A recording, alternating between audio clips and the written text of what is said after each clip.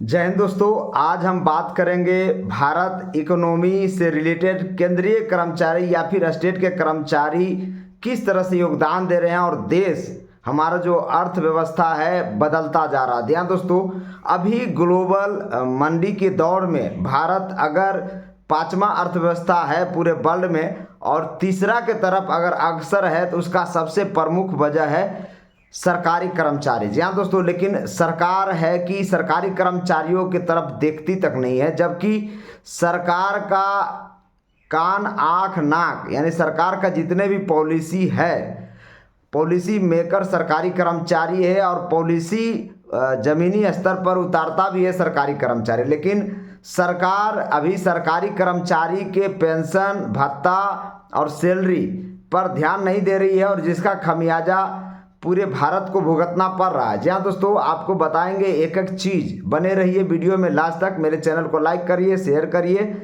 और सब्सक्राइब करिए अगर नए देख रहे हैं तो। जी हाँ दोस्तों, आपको पता होगा पूरे वर्ल्ड में सबसे मजबूत अर्थव्यवस्था है वो है अमेरिका का, पहला नंबर पर है और लगभग 29 ट्रिलियन डॉलर। जी हाँ दोस्तों, 29-30 ट्रिलियन डॉलर के आसपास उसका है।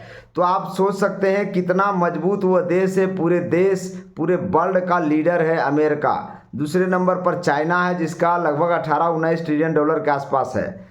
तीसरे नंबर पर जर्मनी आ जाता है और चौथे नंबर पर जापान और पाँचवें नंबर पर भारत जिसका लगभग 4 ट्रिलियन डॉलर के आसपास है। तो इस तरह से पांचवा सबसे बड़ा अर्थव्यवस्था अगर किसी का है वो है इंडिया।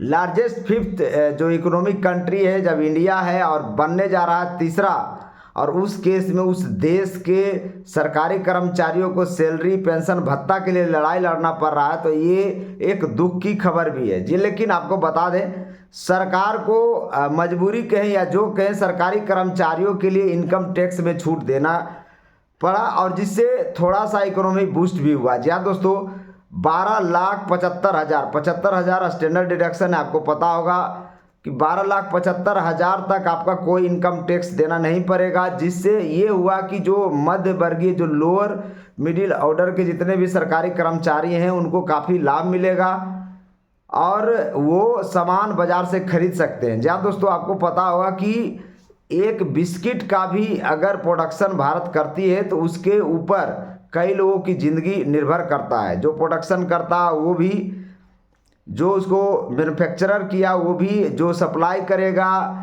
डीलर के पास आएगा या फिर रिटेलर के पास जाएगा, तो उससे सभी का इकोनॉमी चलता है और जीएसटी कलेक्शन सरकार के पास जाती है। तो जब आपके पॉकेट में, सरकारी कर्मचारियों के पॉकेट में जब पैसा आएगा तभी जाके जीएसटी कलेक्शन भारत सरकार का बढ़ेगा। ये एक एग्जाम्पल है कि एक बिस्किट छोटा सा बिस्किट से भी जीएसटी कलेक्शन होता है। यानी हर एक चीज़ को, माल जितना भी आप सामान बाजार में खरीदते हैं, जब आपके अंदर परचेजिंग पावर आ जाएगी तभी जाके मार्केट से सामान खरीदेंगे और आपको परचेजिंग पावर तभी आएगी जब सरकार आपको अधिक वेतन देगी। और यही कारण है कि 12,75,000 तक इनकम टैक्स से छूट दिया गया।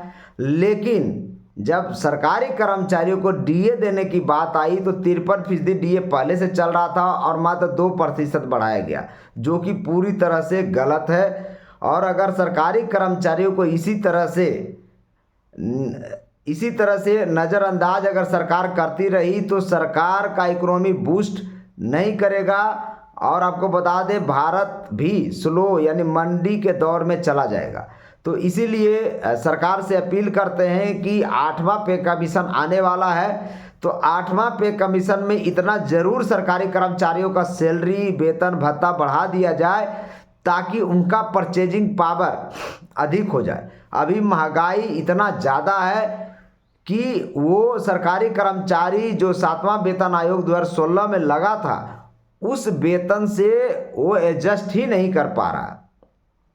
तो इस बात को सरकार को भी समझना पड़ेगा कि आप अगर पांचवा सबसे बड़ा अर्थव्यवस्था है पूरे वर्ल्ड में और तीसरा सबसे बड़ा बनना चाह रहे हैं तो सरकारी कर्मचारियों के जेब में पैसा डालें और सरकारी कर्मचारी के पैसा जेब में जब आएगा तब मार्केट में खरीदारी बढ़ेगी और जीएसटी कलेक्शन बढ़ेगा।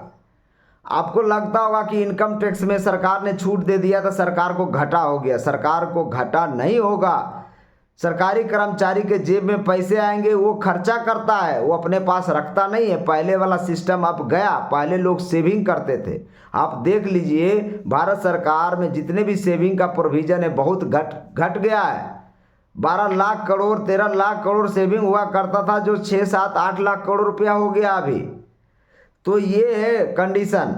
आपको पता होगा भारत तीसरा महाशक्ति बनने जा रहा, आर्थिक शक्ति बनने जा रहा है। तो उस केस में अपने कर्मचारी को अधिक से अधिक सैलरी बढ़ाए ताकि उनका परचेजिंग पावर बढ़े, महंगाई के हिसाब से वो एडजस्ट करें। और मात्र अभी डीए 2% बढ़ा, इससे सरकारी कर्मचारी भी नाराज हुआ और सरकार, भारत सरकार का इकोनॉमी भी नाराज होगा। इससे वो भी ज़्यादा बढ़ेगा नहीं, स्लो ही बढ़ेगा। तो सरकारी कर्मचारियों को अधिक से अधिक पेमेंट दें, अधिक से अधिक भत्ता दें, अधिक से अधिक पेंशन भोगियों को पैसा दें, तभी जाकर भारत का इकोनॉमी बूस्ट करेगा। जीएसटी कलेक्शन धीरे धीरे और तेज़ी से बढ़ेगा। एक कार आप अगर खरीदते हैं तो कितने का रोजगार मिलता है, आप खुद सोचिए। कितना तरीके से सरकार को कलेक्शन जाता है एक कार से। इनकम टैक्स अलग से, रोड जीएसटी सब कुछ अलग से लगता है, इंश्योरेंस का अलग से पैसा लगता है, पेट्रोल भराते हैं उससे सरकार को जाता है। तो सोचिए एक कार आप खरीदते हैं तो सरकार के पास कितना तरह का टैक्स जाता है, जीएसटी जाता है। तो ये सब चीज़ें हैं। इकोनॉमी इसी तरह से बनती है, देश की अर्थव्यवस्था इसी तरह से चलती है। भारत में जनसंख्या एक बहुत बड़ा मैटर करता है और भारत का जीडीपी अगर इतना ज़्यादा है तो उसका एक कारण जनसंख्या भी है। आप नकार नहीं सकते इस चीज़ को। अमेरिका भले पर कैपिटा इनकम सबसे ज़्यादा अमेरिका का है, इंडिया का तो उतना नहीं है, क्योंकि जनसंख्या के वजह से जितना जीडीपी होता है, साल भर में उत्पादन होता है, वितरण होता है, खपत होता है, यही तो अर्थव्यवस्था है।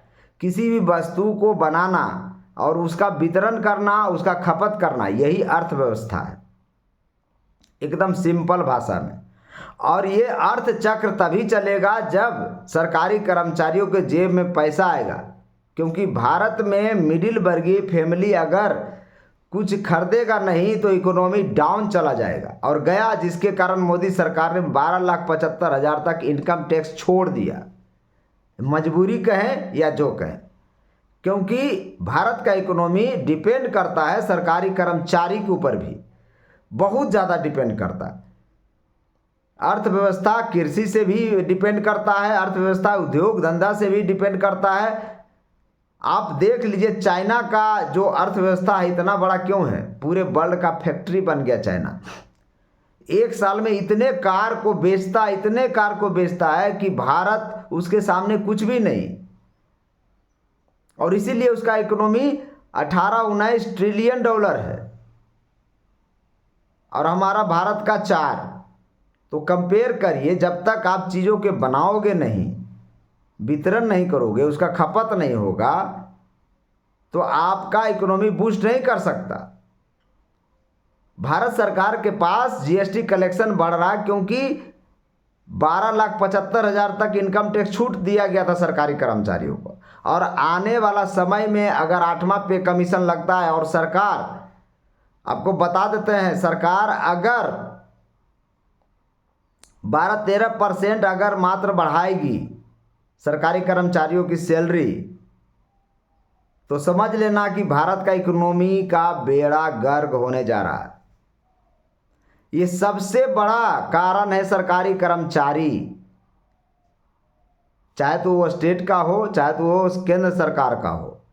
सरकारी कर्मचारी के जेब में पैसा सरकार कैसे दे, ये सरकार को सोचना पड़ेगा।